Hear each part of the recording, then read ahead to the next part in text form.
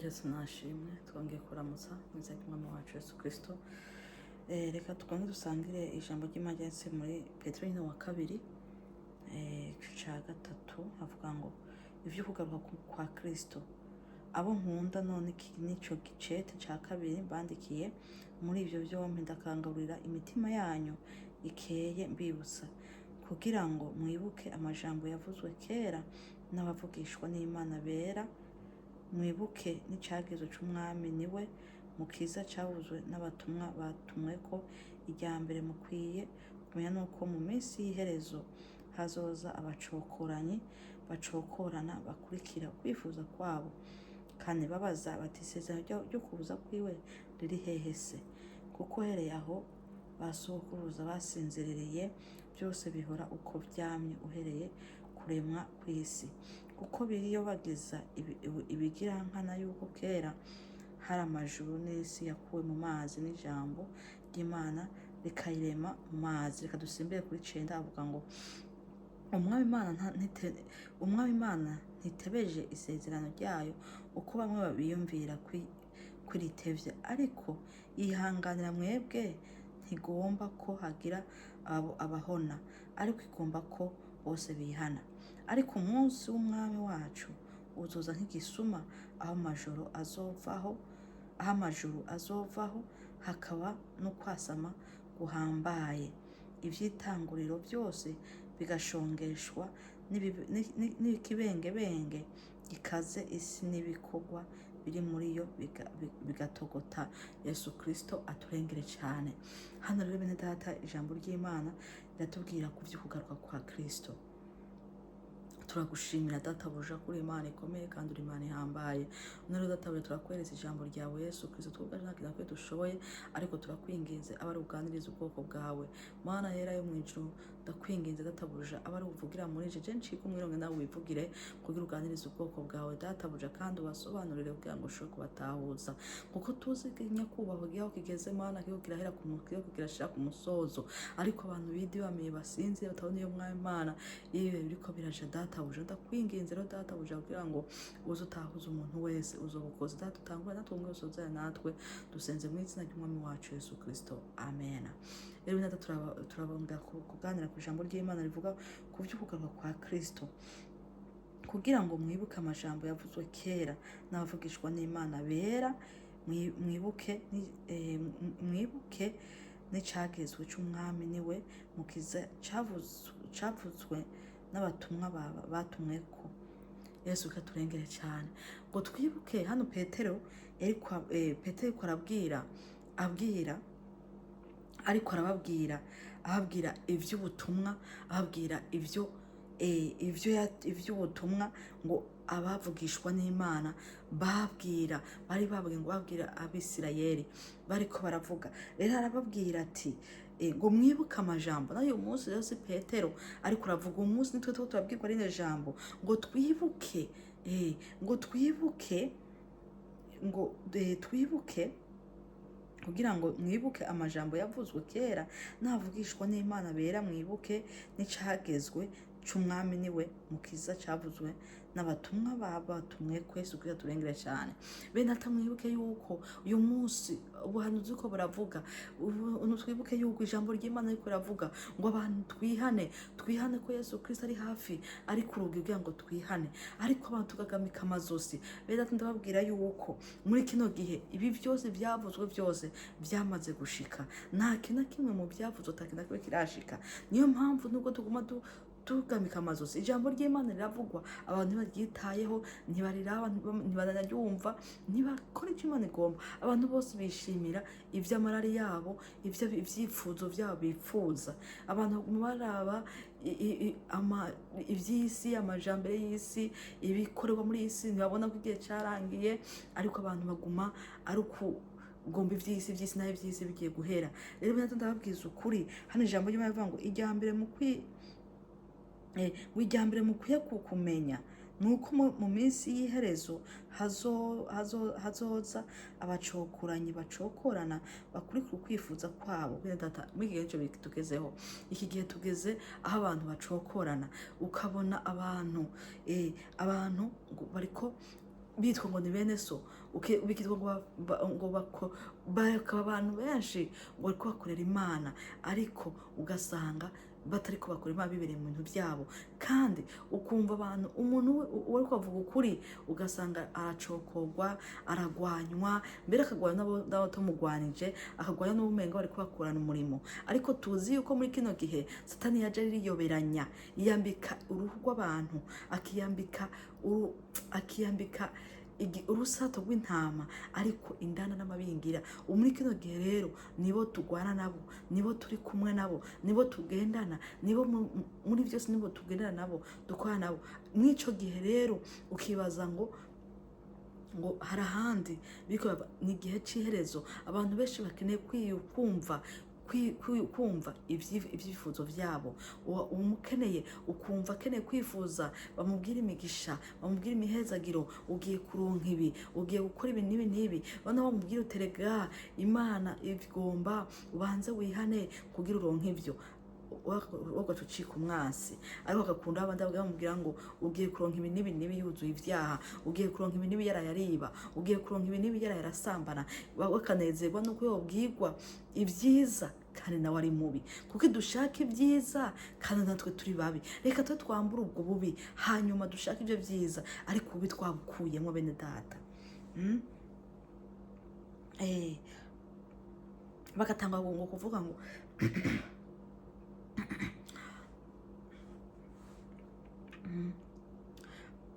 ngo babaza bati isezerano ryo kuza, bakatanga kubaza ngo isezerano ryo kuza, ngo isezerano ryo kuza, ngo isezerano ryo kuza kwiwe ngo riri hehe se?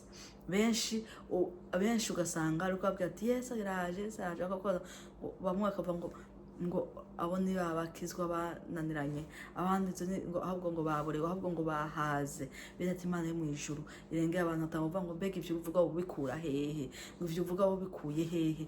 Ndazi yuko muri kino gihe abenshi batakeneye kumva ukuri, ariko bakeneye kwiyumvira ibyabo, bagatanga gucokora n'abo Imana itumye. Imana imutumye ati yewe nimwihane mugire uku n'uku n'uku, ahubwo bakajya kumucokora.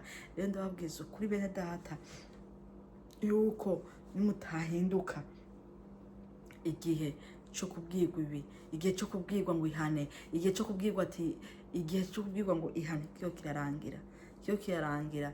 Bene data dukwiye gukanura amaso, umuntu agahumura amaso agahumuka, ariko tukabona aho ibihe bigeze. Ntitugume turaba ngo hari igihe kiracahari, nta gihe kihari. Aho ubu tugeze muri cya gihe cyo gusiganwa. Ijambo ry'Imana muri Daniyeli riravuga ngo bamwe bazoshishikara bezwe, abandi bashishikare bandure. Ubu tugeze muri cya gihe cy'uko benshi ko bashishikara bezwa, abandi ariko bashishikara bandura. Kuko uri kuraba nk'ibintu bikorerwa muri bikorwa muri kino gihe biteye ubwoba. Ubu ibyaha ari ku mugaragaro, ubu hari ibintu wumva ko biteye isoni, ariko ukabona ko abantu ntakintu bibabwiye. Rero bituma bimeneka yuko isi yarangiye, abantu batakira abantu. Iki gihe ni cya gihe abantu Satani yaje yiyambika uruhu rw'intama, abantu ukabaza ngo umuntu muri kumwe kumva atari umuntu, kuko ubuzima bwaragiye nta buba bwihari, ariko ni ishusho y'umuntu iri hanze, ariko indani ntabwo ari umuntu. Ugasanga rero ibikorwa abantu bagenda bakopera kumbe bakopera iby'abantu, kumbe bakopera iby'abadayimoni. Muri kino gihe rero menya ko isi yarangiye, abantu bamaze kurangira. Uwo muntu ukiza mubwira ngo yewe ngo niwihane, ahubwo wowe ni wowe umubwiye ko wihana ari umunyabyaha. Rero icyo nababwira bene data, wowe kumva ugifite agatima, wumva agatima kagitera, wumva ugikeneye Imana by'ukuri, gumya, ahubwo ugume wenyegeza, kuko igihe kiragiye. Nawe wanyereye mwene data, rabuvyuke, kuko igihe kiraheze yuko umwana w'umuntu igihe ciwe cararangiye, igihe cyo kuryoherwa, cyo kwiruka n'ivyiki cararangiye. Ahubwo irukange usiganirwe gushaka agakiza, usiganirwe kweza no gutungana, kuko tutazi umunsi n'isaha Yesu Kristo ari ku rugi bene data.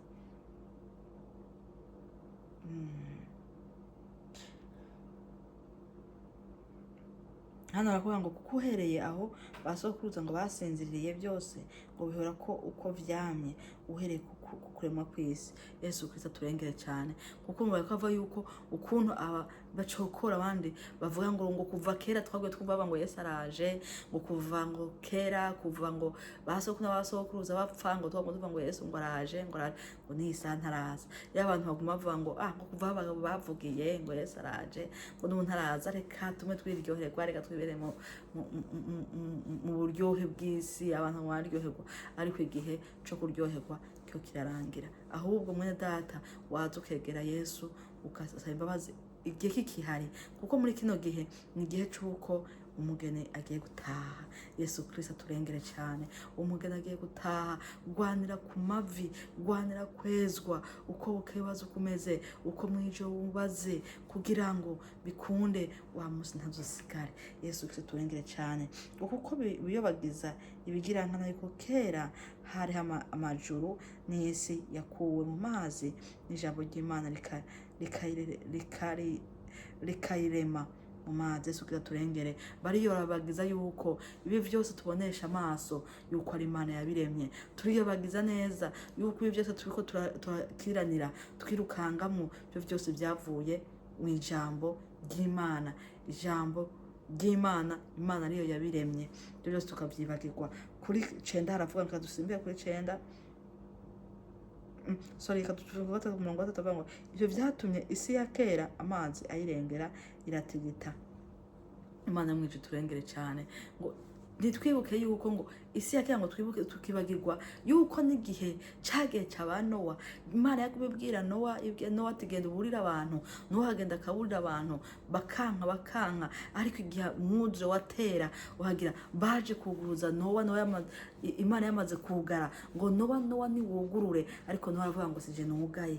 Niki gihe rero, iki gihe hari abantu benshi barindira ico gihe bazovuga ngo kandi twari barahanuye, ngo bahanuzi bari baravuze, ngo baravuga ko Yesu agiye kuza, baravuga kunuku. Igihe bazobona itorero ryaduze, igihe bazobona urubanza Imana yicaye ku ntebe iri kuyaca urubanza. Rero bene data, nuko dukwiye gukiranira kweza no gutungana kugira ngo wa munsi dusigare. Yesu Kristo aturengere cyane. Kuko ndavuga ngo umwami Imana ntitebeje isezerano ryayo uko bamwe bavyiyumvira kwiritevya. Yesu Kristo turengere cyane, ngo Imana itebeje isezerano ryayo nkuko twe tukeshi tuvyiyumvira ngo kwiritevya, ariko bene data ikoze iki? Yesu Kristo turengere cyane, ngo aracarindiriye utarihana kugira ngo yihane, kugira ngo kuko ndanezerwa n'abazohonera muri Gehinomu, kuko Yesu Kristo yitanze gota ku musaraba mwene data kubganje nawe. Aribuka yamaho bamucumagura, aribuka yamaho mu mutwe, aribuka yamata yavumagurwa, aribuka byabifusi yakubitwa, aribuka hamwe yagenda kubitwa, aribuka hamwe yatembagazwa, aribuka kumari ku musaraba, aribuka akavuga ngo data arindira n'ujya nawe yihane. Rero mwene data niwe utumye isezerano ritinda, kuko utarihana. Rero ihane Yesu katurengere cyane, ihane kugira ngo isezerano twarazwe n'umwami wacu ntize ducike. Yesu katurengere cyane, ngo ntigomba ko hagira abahona, ariko igomba ko bose bihana. Yesu yaturengere cyane, Imana iragomba ko twihana, niyo mpamvu isezerano rigitevye, isezerano rigitinze, ntituvuge ngo waratebeje isezerano nkuko tubivuga, ngo ariko ngo ritevye kugira ngo twihane. Iyo mwene data isezerano ritevye kugira ngo wihane, aya mahirwe ntuyapfishe, aya mahirwe ntuyate, aya mahirwe ntuyiteshe. Niba igitebeje isezerano kugira ngo je nawe twihane, nuko ukwiye guca bugufi, ukihana, ukisuzuma kuri gato na kanini. Ntuzogere kuri wa munsi nihagera uvuye ngo nari umusenzi ariko itima itigeze kumenya, ngo nari umuririmbyi ngo itigeze kumenya, ngo nari umuhanuzi, ngo nari umuvugabutumwa, ngo nari umurongozi. Yesu turengere cyane, ngo nari umupasiteri. Yesu turengere cyane, ariko Uwiteka atigeze kumenya. Ntuzoye muri babana azobwira ngo vaho sinigeze nkumenya, ariko mwene data ndagomba ko tuzoba mu bwami bwo mu ijuru. Iri jambo ry'Imana nimba turiko turaburirwa mu jambo y'Imana tuvuga ngo nitwihane, ubwira ngo kuko Yesu Kristo azoza ngo nk'igisuma, kuko igisuma iyo kiza nk'ikiguteguza, kandi iyo kije kiriba kuko Imana ataguteguje kubera utateramye. Reka duterame, teramira ubugingo mwene data. Satani muri kino gihe ariko ari ubugingo, ariko ariba benshi muri kino gihe ariko arabibisha udufaranga, ariko arabibisha ibintu bidashobotse, utuntu tudashobotse. Mwene data humuka kugira ngo isezerano ryo kuba n'umwami wacu Yesu Kristo ntirize ducike. Yesu Kristo turengere cyane. Hano haravuga ngo ariko umunsi umwami wacu azoza nk'igisuma, aho amajuru azovaho, hakaba ukwasana guhambaye, iby'itanguriro byose bigashongeshwa n'ikibengebenge gikaze, isi n'ibikorwa biri muri yo bigatogota. Yesu Kristo aturinde cyane. Yesu Kristo turengere, kuko iki gihe byose turiko turirukira by'amazu, turiko turirukira by'amamodoka, turiko turirukira by'ivyubahiro, ivyo kwemerwa n'abantu, ivyo gukora ibintu bihambaye mu isi, ivyo kuba ivyamamare, ivyo kuba abantu bakomeye badasanzwe, ivyo kugira ngo tuvugavugwe, hariya bamenye ngo turi abantu bakomeye, ngo twarize amashuri ahambaye, twakoze ibi na biriya, twakoze kugira ngo ibi byose bigiye kuzoshira n'isi, byose bikarangira, ntibizosubira no kwibukwa. Ariko uzokwibukwa n'uzo yarakoze neza, agiye kwakira. Haleluya, Yesu nahabwa icubahiro. Uzokwibukwa n'uwakoze neza, agahabwa ingororano, agahozwa amarira yarize. Haleluya, Yesu akaza akavuga ngo nuze uruhuke mu bwami bwa so. Haleluya, Yesu Kristo ahabwa icubahiro. Ivyo warondeye aha mw'isi, ivyubahiro warose aha mw'isi, ibikorwa wakoze aha mw'isi, atari ibikorwa vyiza wakoze, bizokuja mu bwami bwo mu ijuru. Ibi wakoze kugira ngo umuntu akomeye, umuntu amaye mw'isi, umuntu wo kuvugwa aha mw'isi, byose bigiye kurangira. Ariko mwene data niwemere kugira ngo wamamare mu bwami bwo mu ijuru, ubicamare c'ijuru, niho uzoba warakoze neza. Ariho gukora bigiye gushira mu isi ntaco uri kurakora, ahubwo mwene data wahamagarirwa guca bugufi ukihana.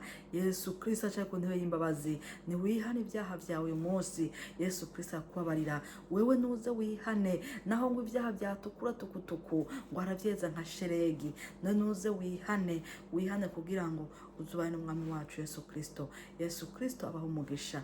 Ijambo ry'Imana yasize ku mutima kugira ngo dusangire. Turagushimira mwami Imana, turagushimira kugira neza kwawe, turagushimira kuri hejuru ya byose, turagushimira ko ari wowe databuja utuma umuntu abaho kandi ugatuma umuntu apfa. Turagushimira data umukunzi mwiza, kuturinda uko buke ko bwije. Turagushimira ko tuganije mu ijambo ryawe, wongera udukebura, utubwira ngo nituze, uko umunsi uzoza nta umwana w'umuntu umwe abizi.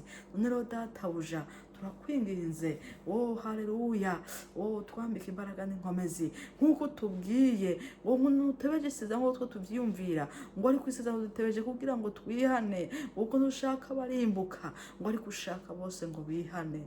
None Yesu twambike imbaraga dukomeze, haleluya, dushoboze abasuye bagarukane, abacitse intege ubongera imbaraga, abariko barananirwa Mana bashoboze. Mana y'umuco basuye umwami Yesu bagwanirire kubw'imbaraga zawe data. Urakoze kuri Imana ishobora byose kandi Imana yumva. Muzajya ugera Yesu Kristo. Amen.